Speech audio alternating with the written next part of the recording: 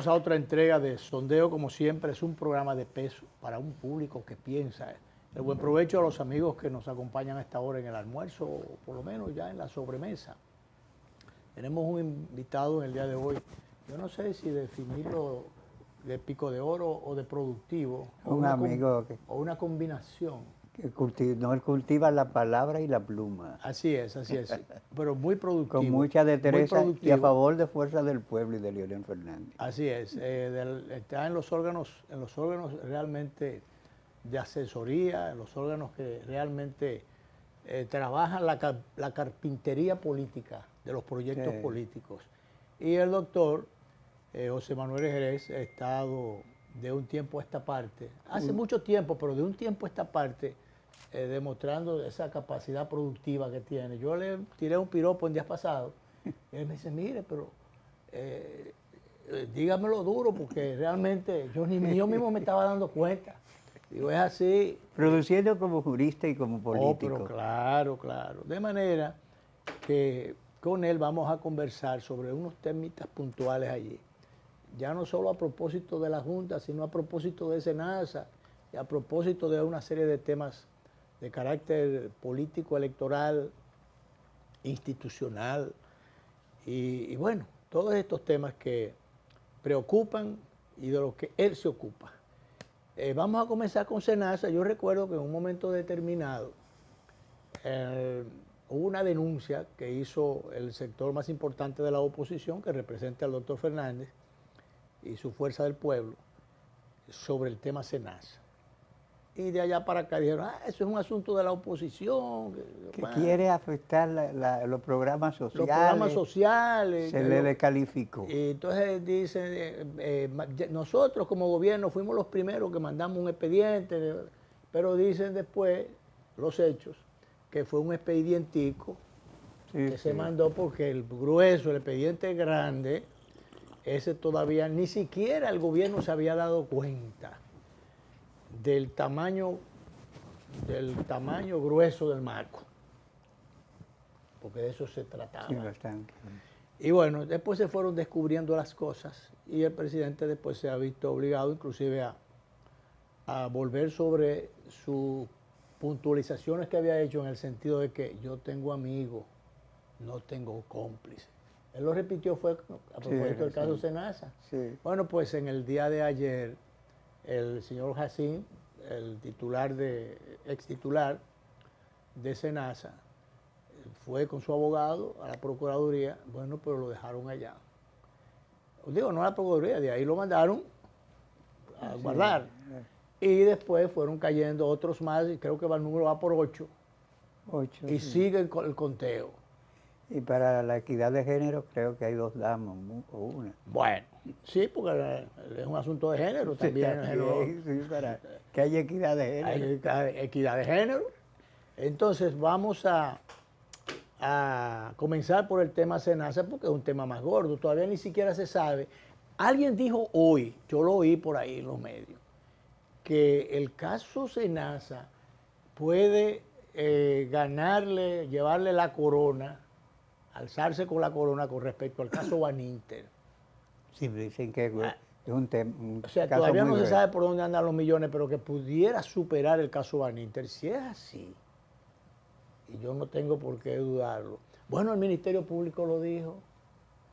Fue el Ministerio Público que ya lo avanzó, que esto pudiera andar superando el caso Baninter. De manera que yo le doy la bienvenida formal y le paso la pelota al doctor Jerez para que él no la batee. Bienvenido, doctor, al programa. Muchísimas gracias, mis estimados amigos, por esta nueva oportunidad que ustedes me dan de dirigirme a su público, a su cotidiano público. Estimado Luis, estimado Danilo, ustedes han tocado un tema muy sensible, que inclusive pensé que íbamos a tocar otro tema primero, pero ya la sangre me arde. No, como este es el tema que está en el tapete. Porque se trata, señores, primero de un asunto que fue denunciado en el 2021 por la Secretaría de la Seguridad Social del Partido Fuerza del Pueblo, en la persona del compañero Fernando Camaño, que inclusive le depositó una comunicación al Consejo Nacional de la Seguridad Social. Estamos hablando desde 2021. Un asunto que pudo corregirse. Pero ahora vienen como Chapulín Colorado. Y viene ahora viene el gobierno a querer pintarse, o sea, lavarse la mano como Pilato, queriendo decir que producto del trabajo que hizo el gobierno es que todos estos ladrones están siendo mandados para la chirola. No, vamos a hablar claro. El gobierno vio ya que era inminente, ya que eso no se podía tapar. Como usted mismo lo dijo, licenciado Encarnación, lo que pasó con Baninter. Perdón, ¿usted cree que lo quisieron tapar, Llegó un momento, que lo quisieron tapar en principio? Pero desde el 2021 se denunció todas esas irregularidades. La Secretaría de Seguridad Social del Partido Fuerza del Pueblo Pero podría ser que denunció eso y depositó una instancia por ante el Consejo Nacional. Porque ya desde esa época se venía viendo las irregularidades. Entonces ahora, terminando el 2025, cuando el asunto ya te explota, entonces el gobierno quiere pintarse como que fue por el trabajo que ellos hicieron que esto salió a la luz pública. No. Primero se dijo Ustedes se adelantaron porque saben que esa cuestión ya era evidente y para que, entonces, déjame yo adelantarme pero cuando se dijo la para primera lavarme vez, la mano como Pilato. Cuando la oposición lo denunció la primera vez, quiso politizar o atribuir que era a razones, o decía a razones. Se descalificó la denuncia. Y se descalificó la denuncia. Como siempre han hecho, porque si hay una cosa que la Fuerza del Pueblo y el líder del país, Leonel Fernández, se ha caracterizado por ser coherente. Y cuando la Fuerza del Pueblo denuncia un hecho, es porque tiene las pruebas. Porque ni el partido, ni mucho menos el líder, son dados a estar dando declaraciones Yo complacientes. creo que con este van 3 casos que se ha querido descalificar después que se hace la denuncia y que las cosas se dejan así, pero después más adelante termina comprobándose que la denuncia hecha tenía elementos de juicio. Pero que lo sabían, pero Dios santo, pero tú sabes lo que es ese crimen de lesa humanidad, el dinero de la salud del pueblo, un robo vulgar, porque ese es un robo mucho más vulgar que el mismo robo de Baninter. Ahora, ese es un tema que pica y se extiende, que hay que profundizar debidamente y sin demagogia, no decir por decir, sino ir a profundidad, porque recordemos que ya no solamente envuelve aspectos administrativos que bordean el tema como es natural de la corrupción, sino que hay distintos sectores, ya no solo funcionarios, sino que hay sectores ligados a la salud, entiéndase las farmacias, entiéndase clínicas, entiéndase médicos, o sea, es un paquete que envuelve una a mucha asociación gente. de malhechores. Aseguradoras. Una asociación de malhechores, un entramado. Eso todo fue planificado.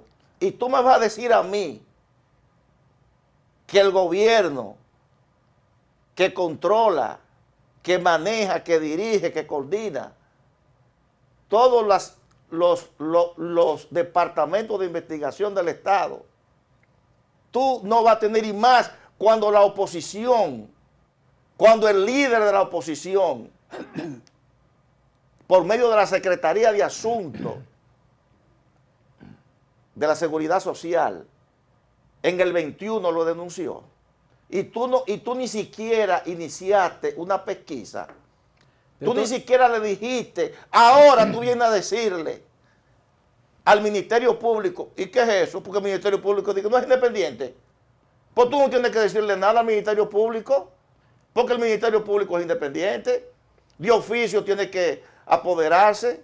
Entonces, ¿es independiente o es dependiente este Ministerio Público? porque ¿Es selectivo? usted lo dice por las instrucciones que le dio a Senasa el presidente de la República, que se apoderara, Como o actor constituyera civil. como actor civil. No. Eso no, porque eso es un derecho que tiene el Estado y que tiene la institución. Sí, pero que No, ahora- por lo que dijo el abogado de uno de los acusados. ¿Qué dijo ese abogado? Bueno, que el gobierno le instruyó al Ministerio Público para que el Ministerio Público indagara, porque si el Ministerio Público... No, pero el Ejecutivo no va a instruir al Ministerio Público. El Ministerio Bueno, Público actúa de oficio. Pero lo que le estoy diciendo, esa es la queja que dio Miguel Valerio, el abogado de uno de los acusados, ¿eh? Sí, digo de que era habiendo separación de poder. Entonces, ¿cómo tú le vas a dar instrucción? Entonces, lo que se deja ver es que el Ministerio Público, lamentablemente, aquí el Ministerio Público... Bueno, doctor, pero el Ministerio Público está investigando y está trancando. O sea que está haciendo su trabajo. No. Pero de todas maneras... Eso es plausible. Claro, Y esperamos vamos a dejar que haga su y esperamos trabajo. que el Ministerio Público, Sin instrucciones, en la cabeza de la magistrada Jenny Berenice Reynoso, profundice y que se llegue hasta las últimas consecuencias con esto. Y ojo, que todo el dinero robado, no digo una transacción, no. Todo el dinero robado que sea reembolsado a las arcas del Estado. El que no esté gastado, porque cuando yo oigo de que hay muchas solicitudes en ese sentido, bueno, que recojan todo lo que le quitaron al Estado, bueno, pero es que hay muchas de esas cosas, con todos esos acuerdos que se han hecho, que devuelven que si yo cuento millones, y los otros, ¿dónde se quedan? Eso es lo que yo le iba a preguntar, doctor, si él no está de acuerdo, porque puede producirse esto de proceso penal abreviado, criterio de oportunidad. Por ejemplo, ahora mismo si hay gente que está cantando ahí, que está diciendo, Sí. ¿no? Y que están llevando, buscando acuerdos. no, acuerdos, pero que están llegando a los gordos del Sí, problema, claro. justamente, y a los culpables, a los responsables, por esas delaciones que han hecho algunos compañeros. Delaciones premiadas. No, premiadas. porque eso es viable, inclusive en sistema legal mucho más avanzado que el nuestro, Sí. eso se permite, pero fíjate cómo que se permite. Como tú lo dices, un peje pequeño, para tú llegar, oye bien, a un peje gordo por medio de un peje pequeño, pero aquí se ha visto que a quien se beneficia es al peje gordo y se deja al pequeño. O sea, aquí se invierte la cosa. Porque aquí han El dicho tiburón hace metía al mucho, medio de la sardina. porque El aquí tiburón. hace mucho que se dijo dije, que la soga rompe por lo más delgado. Sí. ¿Usted no se acuerda de eso? No es por eso. No, pero es que yo entiendo que en un ministerio hablando público, entre peje gordo y el en un chiquito. ministerio público encabezado por la magistrada Jenny Berenice Reynoso, este caso tiene que llegar hasta las últimas consecuencias, A Y propósito todos de los que eso, estén involucrados tienen que responder. a propósito de eso, doctor, yo recuerdo que en un momento determinado, un ex administrador del Banco Agrícola, por allá, por la postrimería del gobierno del doctor Balaguer, y las envolturas políticas, los asuntos de campaña, hubo un administrador del Banco Agrícola que lo querían meter en la chirola. Y dijo, bueno, si me aprietan, digo. Y entonces, porque habían salido unos dineros para la campaña que salieron de por ahí, que no fue que él se lo llevó para su casa, y entonces el asunto se quedó así después.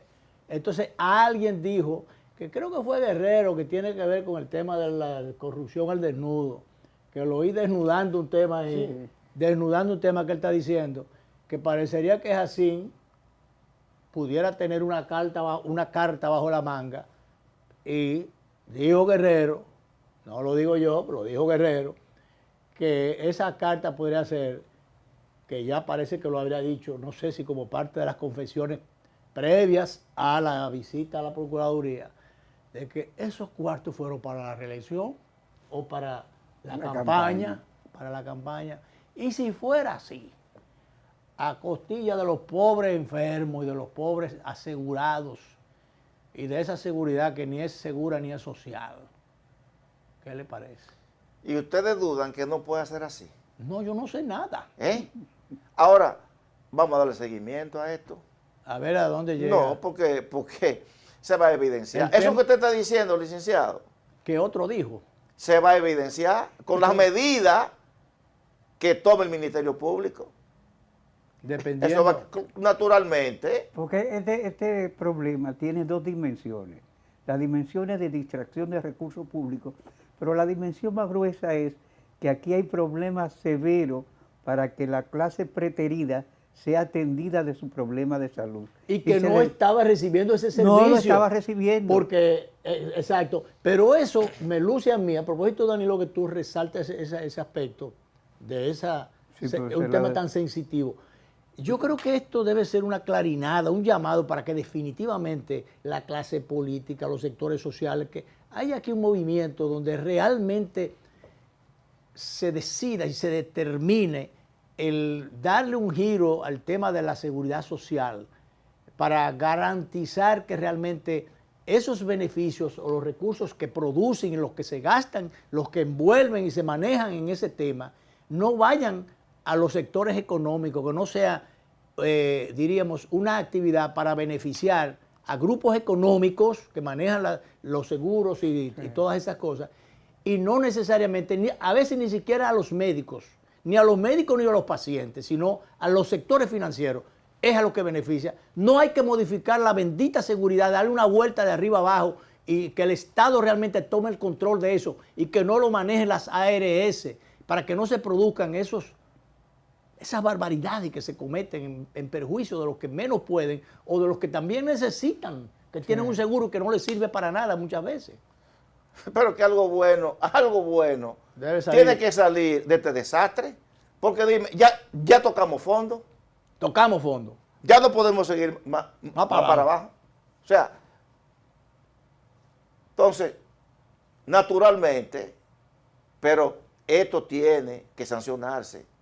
Hay que mandarle un mensaje claro a esta sociedad, a este pueblo que le creyó a este gobierno que venía a obrar con transparencia. Bueno, el gobierno... Y esto es escándalo tras escándalo. El gobierno se está sacudiendo en la persona del presidente. Ayer mandó otro fuetazo, hay otro Twitter. Ahí lo vemos en azul. Ay, ¿por qué no inició las investigaciones en el 2021? Yo no sé, pero él dijo que... Cuando la Secretaría... yo no sé, pero él dijo que él tenía amigos... De la Seguridad Social del partido dijo que había irregularidades en el SENASA y depositó instancias por ante el Consejo Nacional de la Seguridad. ¿Por qué ahí en ese momento el gobierno no autorizó que se hicieran las pesquisas, las investigaciones del lugar? ¿Por qué? Quizás porque lo hacía un partido político. Hay que ponerle atención a las denuncias de los partidos políticos. Sobre todo por eso que vamos a tratar ahorita, esa dualidad de funciones, de responsabilidades que tienen los partidos políticos, ¿verdad? Esa responsabilidad social que también le asiste a los... Ese tema de ahorita. Esa es una prueba de que usted lee los artículos míos. Pero soy el lector número 1, el segundo es Climen. Claro. ¿Verdad? Vámonos, director, a la pausa, volvemos con el doctor.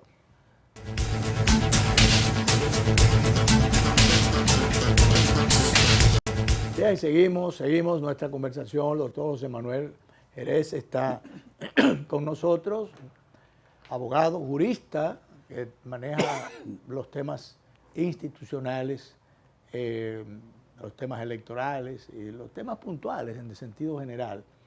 Y bueno, en ese sentido, queríamos conversar justamente con el doctor el otro día cuando estaba el tema de la Junta Central Electoral y la especie de aclaración que le había hecho, ¿cómo es que se llama? Intimación al partido Fuerza del Pueblo, en el sentido de que, mire, que usted... Violación a la ley electoral. Violación a la ley electoral, no se puede... Pero más bien era una especie de recordatorio. Algunos dicen, pero bueno, pero ya esa actividad estaba anunciada con mucho tiempo, ¿y por qué la Junta no mandó eso más temprano? Quizá hubiera evitado. Si no lo hizo después para curarse en salud, yo no sé. Pero lo cierto es que entonces hay unos asuntos que dice la ley electoral, pero la ley de leyes, que es la Constitución de la República, garantiza los derechos fundamentales, que nada que choque con los derechos fundamentales usted le puede buscar validez por ningún lado. Primero están los derechos, si son fundamentales, si están fundamentados en la Constitución. Entonces después lo demás es lo demás, es secundario. Entonces, ¿tenía o no derecho el P, la Fuerza del Pueblo y otras organizaciones también a manifestarse y a expresar su rechazo o su queja por una serie de temas que se han estado manejando con los altos precios, con las dificultades que tiene la población? Por ahí, con esos mensajes de connotación social, fue que, hasta donde uno tiene entendido, que se manejó la actividad organizada por la Fuerza del Pueblo y encabezada por el expresidente Leonel Fernández. Pero no, yo vi una vocera de Participación Ciudadana decir que eso fue un mitin político. Entonces no sé por qué fue tan beligerante, porque si político hablamos, ¿cuántas cosas no han metido? Todo lo que ellos hacen ha metido Participación Ciudadana a las narices. Y hay ni hablar de la USAID, de la USAID, que por cierto la embajadora le ha tirado un cubo de agua fría. Tú sabes que me he acordado de nuestro amigo Paulín Espaillá, que siempre decía que era una agencia extranjera. Claro. Pero vamos a hablar de eso ahorita. Vamos primero que el doctor nos desmenuce el tema, la parte legal, hasta dónde llegan los límites. Parece que la frontera no tiene mucho margen allí, sí, entre lo electoral y lo institucional y de derechos. Vamos a ver, hasta dónde la Junta Central Electoral tenía razón o hasta dónde no tiene en función de lo que le pidió a Fuerza del Pueblo. Fíjense, yo recuerdo, leyendo una de las obras del profesor Juan Bosch, que él decía que para uno conocer a fondo un asunto determinado, tenía que estudiarlo desde su origen y su desarrollo. Entonces, si nosotros nos vamos al origen de los partidos políticos, los partidos políticos surgen en el siglo XVIII. ¿Y cuál era la función de los partidos políticos? La misma que tienen hoy: canalizar, articular las demandas sociales y la participación de los diferentes sectores de la sociedad, acompañar al pueblo en su lucha para que los gobiernos traduzcan esas demandas sociales en políticas públicas en beneficio de toda la colectividad. Así nacieron los partidos políticos. Claro, hay una etapa de los partidos políticos que también tienen que ver con la competencia por el ejercicio del poder. Es la parte propiamente electoral. La parte propiamente electoral. Por eso es que en mi artículo de hoy yo hablo de la función dual de los partidos políticos en una democracia. Si usted se lee el numeral 3 del artículo 216 de la Constitución, ese artículo dice, ese numeral dice, que uno de los fines esenciales de los partidos políticos es precisamente ese. Sí, porque a partir del 2010 los partidos políticos nuestros fueron constitucionalizados. Naturalmente, Claro. naturalmente. Entonces, esa es una función que está, es un mandato Claro. que está en la Constitución de la República. Ahora, Perdóneme. la Junta Central Perdóneme, Electoral. antes de ahí. Y justamente el reconocimiento de los espacios de las minorías, por un lado, y el ejercicio, y si se quiere, el servicio que debe ofrecer para un equilibrio democrático la oposición. La oposición debe ser una vigilante, una supervisora, una denunciadora de los gobiernos para justamente propiciar o propender hacia ese equilibrio democrático. Pero es que la parte medular de toda democracia son los partidos políticos. Claro. O sea, donde existe una libre competencia, ¿verdad? Porque vemos partidos únicos en muchísimos sistemas, pero sabemos que no son democráticos. Porque a través de los partidos políticos, porque tú te imaginas que la masa, el pueblo disperso, desorganizado, se tira a la calle. Las masas tienen que ser conducidas por el liderazgo político. Naturalmente, porque entonces, si la masa dispersa, desorganizada, se tira a la calle. Le pasan por encima a todo el mundo. O sea, es un caos. Sin orientación. Es un caos. Por eso es que los partidos políticos están llamados a canalizar, a acompañar al pueblo, a la ciudadanía en sus demandas sociales y económicas. Esa es una función del partido. Pero la otra función del partido que lo distingue de los grupos de presión es que los partidos luchan por el ejercicio directo del poder político en los certámenes electorales, Claro. la competencia política. competencia. Los grupos de presión no quieren ejercer directamente, como los partidos, el ejercicio del poder, sino que quieren influir en el mismo. Esa es la diferencia. Que quizás eso era antes, que querían manejar y subir los gobiernos, estar detrás de los gobiernos y beneficiarse de los gobiernos, pero ya en un momento determinado ellos han querido formar parte de los gobiernos. Y ahí es donde han venido los sectores económicos, ya no solo a tener sus representantes en el Congreso a través de la influencia pura y simple, sino, no, vamos a designar a fulano y con nuestros cuartos vamos a defender nuestros intereses en el Congreso con uno de los nuestros. Usted se está refiriendo a un grupo de presión específico, que es al sector empresarial. O sea, sí. O sea, porque son muchos los Bueno, sectores. empresarial, son muchos los grupos. pero hay muchas. No, porque son muchos los grupos de presión, son muchos. Sí, pero el sector, usted dice empresarial, pero es que incluso lo de empresarial, en algunos casos hay que coger con pinzas, porque hay muchos vivos, incluso de muchos temas hasta de bajo mundo, que se han metido y le llaman empresarios, algunos le llaman hasta banqueros, hasta a los negocios aquellos de apuestas. ¿Qué iba a decir eso? Depende de qué segmento, porque Claro. total, si son empresarios abiertos, grandes, una familia que diga, yo voy a poner de candidato, está bien, pero si son esa burguesía cimarrona, de rifero. Claro, y pero otras aunque cosas. se han descarriado muchas veces los partidos políticos o han mal escogido a los representantes, pero no estamos de acuerdo particularmente nosotros con esos ataques, esa descalificación que se ha querido hacer de la clase política. Ay, si no tuviéramos partidos políticos, como usted dice, y esas masas, además de irredentas, estuvieran sueltas, decidiendo y haciendo lo que ellas quisieran, sin ninguna orientación política. ¿Qué pasaría? Naturalmente. ¿O qué no pasaría?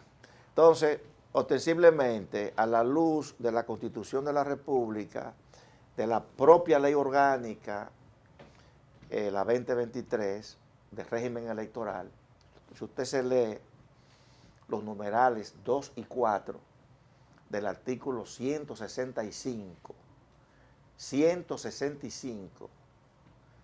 de la ley 2023, usted se va a dar cuenta que la Junta Central Electoral, o sea, en época, cuando no es periodo de pre-campaña, ni de campaña, ni de proceso electoral, lo único que le está impedido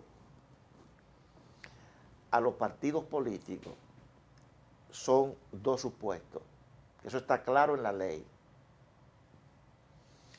La promoción de candidatos. Y como consecuencia de la promoción de candidatos, la solicitud del voto a la ciudadanía. A la ciudadanía. Esos dos elementos no estuvieron presentes en la actividad de la Lo Fuerza del único, Pueblo, porque cuando estuvieran los símbolos y los colores y, pero demás, que y los candidatos... Pero son los símbolos del partido. Porque realmente era el partido el que organizaba Naturalmente, eso. El partido tenía que ir con sus símbolos, con sus colores, porque es el partido en cumplimiento del numeral 3 del artículo 216 de la Constitución, que está acompañando, canalizando al pueblo, a los ciudadanos, en su lucha, en su protesta. Porque hay otros Tenía temas que allí, ir con su colores la libertad, y con su emblema. Hay otros ahora, temas lo que allí, no podía, lo que no se puede hacer ahora es que eso es lo único que está prohibido. Taxativamente prohibido. Taxativamente. Promover candidatura y pedir el voto para ese candidato. Es lo único que está prohibido. Y eso no se hizo. Hay que hacerle un arreglito de bisturí o de lo que sea, con un bisturí a la ley electoral en ese sentido, para distanciar los plazos electorales con los derechos fundamentales, para que una cosa no choque. No, eso está claro, licenciado Encarnación. Pero la Junta no lo tiene claro porque le mandó una advertencia a la Fuerza del Pueblo. Pero fíjese lo que usted dijo al principio. ¿Y por qué esa advertencia? Porque la Fuerza del Pueblo tenía varias semanas anunciando esa marcha. ¿Y por qué esa advertencia no se la mandó antes de, entonces eso fue como diciéndole, miren, hagan esa marcha, pero tengan cuidado si violan la ley, ¿verdad que sí? Entonces, después que pasó la marcha, que se vio el éxito, la magnitud de la misma, ahí entonces vino la intimación, la advertencia. Sería por un cumplido, vino también. Por un cumplido. Vino también el asunto del penco, vino también, todos esos asuntos aparecieron. Después de la marcha. Sí, pero la Junta hay que sacarla de esa parte, porque la Junta no se va a meter en un penco de problemas. No, yo digo, todo eso viene. Después de. Y entonces, no, lo que pasa es... Fue el general Soto que dijo, según el marco la pedrada. Lo que pasó fue que ellos no esperaban, porque esta gente que están gobernando, ellos entienden que como todo se les sonríe a su alrededor. ¿Pero cuál es gente? ¿El PRM o los empresarios? ¿Quién es que no. ¿Quién es que está gobernando? El partido gobernante, yo bien, los que están ejerciendo las funciones públicas. Ellos entienden que todo está aconteciendo según las subjetividades que ellos están experimentando. Pero ellos no están viendo que ese pueblo que está allí... ¿Experimentado o experimentando? Experimentando. O sea, cuando tú caes en una subjetividad, porque tú crees que porque tú estás bien y porque todo tu que los otros también. Claro que tú no estás viendo, tú no estás analizando objetivamente. O sea, cómo este pueblo... la penuria, las demandas de este pueblo, porque tú estás creyendo que todo está según lo que tú estás viviendo y no es así. Tú estás sugiriendo que hay gente que no ve el bosque si no está dentro de él. Entonces, para eso, ahí es que está. ¿Por qué tú crees, por ejemplo, que Bosch cuando vino del exilio comenzó y habló de los tutumpotes y de los carros pescuezos largos? Y te vino con un discurso que te conectó con la población. Porque esos sectores que detentaban el poder pensaban que no. Entonces, es que hay un pueblo que está demandando que se le resuelvan una serie de problemas, que se le atiendan. Un pueblo que ha visto mermar sus condiciones materiales de existencia y que no ha recibido respuesta de este gobierno. Lo que el gobierno dice. Pero ellos creen que la están votando por la 400. Doctor, y lo que el gobierno dice que están haciendo, y los programas sociales, las realizaciones, las muchas cosas en poco tiempo que ellos dicen que han estado haciendo.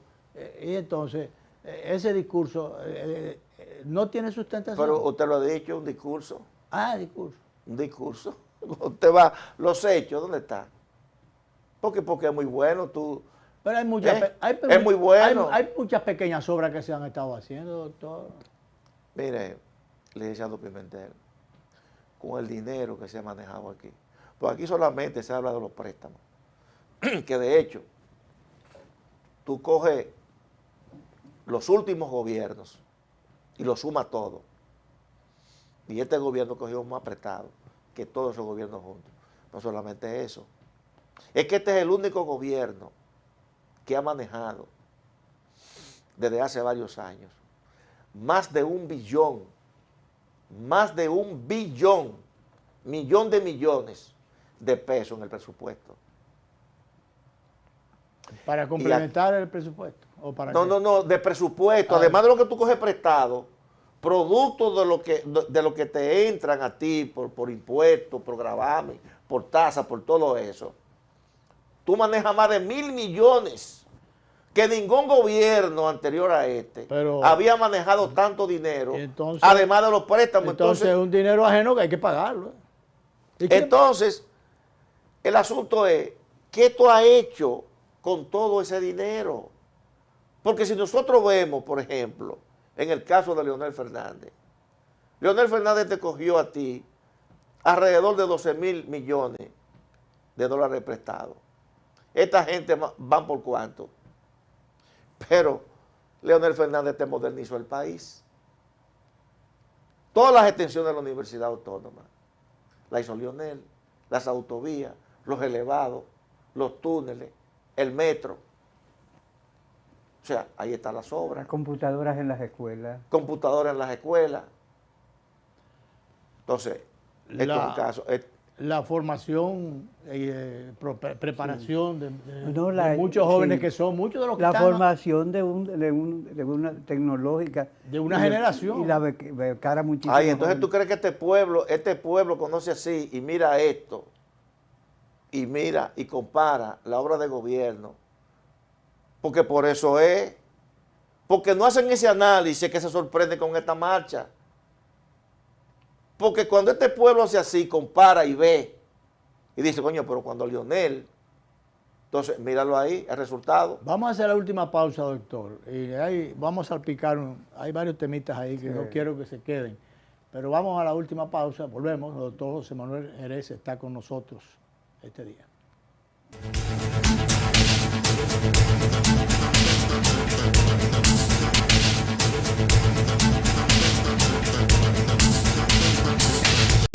Bien, entonces tenemos, ¿qué le parece a la embajadora de los Estados Unidos a propósito? Sí. A mí me ha encantado su discurso, el que entrara por la puerta ancha de la catedral y sus declaraciones recientes de ir a misa, de integrarse religiosamente a la fe católica y además las garantías que ha dado, sobre todo, que, como decía ahorita, que le tiró un balde de agua fría a la USAID cuando dice ella, pero esta gente lo que querían en algunos países vulnerables, establecer una especie de imperio cultural, pero el secretario Marco Rubio ha sacado los fondos sociales, lo ha puesto en otro sitio y ha despolitizado el tema y ha sacado de circulación a la USAID, porque la USAID, muy usada aquí, aquí para determinadas agendas, condicionaban a esos países vulnerables o pequeños la entrega de esos fondos a que le apoyara esas agendas, temas que ellos tenían en esa agenda, a lo que se prestaron muchos dominicanos, malos dominicanos se prestaron a eso. Y entonces ella dice, no vamos, dio garantías, la aplaudieron muchísimo en la Cámara Americana de Comercio, damos garantía de que Estados Unidos no va a intervenir en los temas de soberanía de República Dominicana. Pero esa mujer hay que aplaudirla. Sí, ella está siguiendo la misma línea. ¿Usted recuerda? De la embajadora Rinada. No, y el mismo Marco Rubio.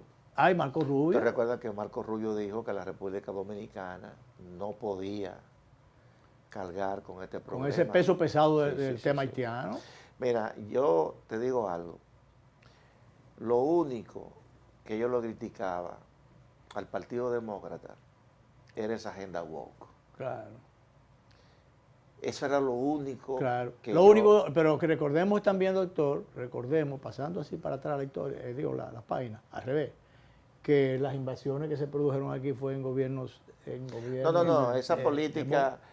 política norteamericana, eso ha sido, ahí no hay diferencia entre el Partido Republicano y el Partido Demócrata.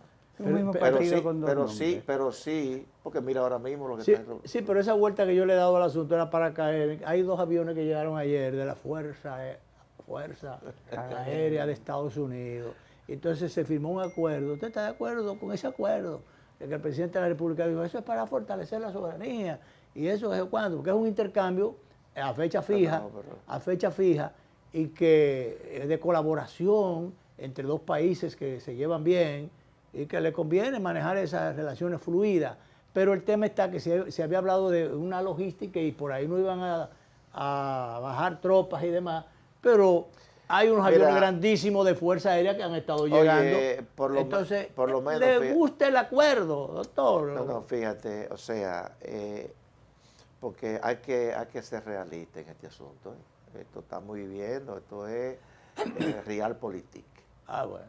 O sea, ahora, ¿qué es lo que yo entiendo? El presidente, el jefe de Estado, el jefe de gobierno, por lo menos debe respetar el formalismo institucional. Decirle sí, ok, pero este asunto debió llevarse al Congreso. Tiene que ser aprobado por el Congreso. Vamos a observar el procedimiento constitucional y le digo, con eso no va a haber problema porque yo ahí controlo el Congreso.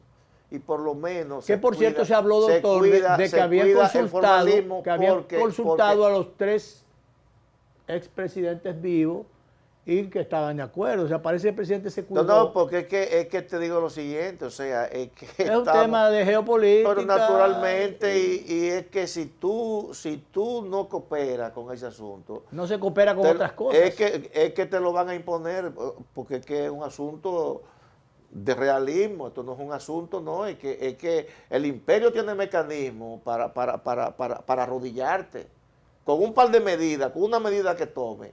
Ya, entonces por eso o es sea, que se justificaba la colaboración. Luego, exacto, pero hacerlo, oye bien, buscarle la forma. Y de que por lo menos, oye bien, salvar la honorabilidad del Estado.